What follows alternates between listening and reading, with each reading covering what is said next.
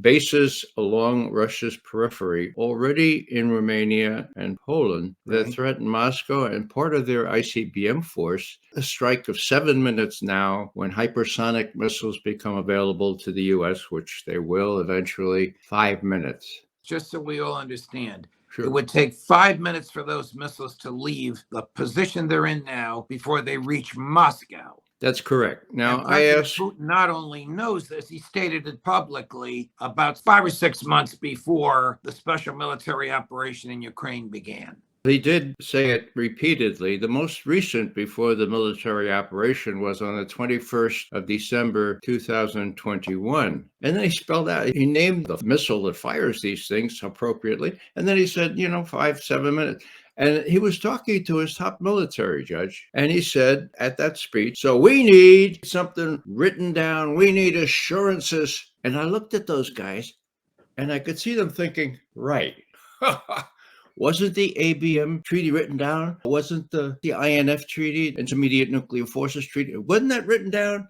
Wasn't Minsk written down? Sure it was. And it was approved unanimously by the UN Security Council. Okay, so when he looked at those faces on December 21st and saw that, he's going to have to go better than that, he called abruptly Biden 9 days later, and he said, look, we have to talk. What did he extract from Biden? He said, look, I'm under great pressure. I need a commitment from you not to put these kinds of missiles, at least in Ukraine. Can you do that for me? And Biden said, Washington has no intention of deploying offensive strike missiles in Ukraine, period, end quote. That fell off the negotiating table. The U.S. negotiators were unwilling to discuss that. 6 weeks later, Putin complained after talking to Biden one last time that he couldn't get Biden to even discuss that issue. So, there were a whole bunch of things that built up, including the fact that Putin was able to get Xi Jinping to violate Beijing's principal stand on Westphalia, no violation of neighbors' borders. He was up there on the 4th of February to launch the Winter Olympics. He says to Xi Jinping, looks like NATO forces are ready to pounce on Donetsk and Lugansk. They're diddling me still on Minsk. We have these intermediate range nuclear forces that we're not quite sure what's in those capsules in Romania and Poland. I'm going to have to go in there. What do you think?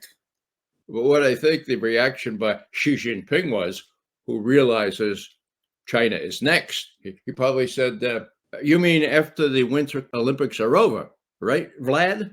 Oh, yeah, of course. They're over on the 20th of February. On the 21st, Moscow recognizes Donetsk and Lugansk as independent countries. The next day, they appeal for help from the Russians. 2 days later, you have the invasion. Now, does that mean that I am justifying the invasion? No, it means that I'm citing the facts. It means that I'm saying this is why he went into Ukraine.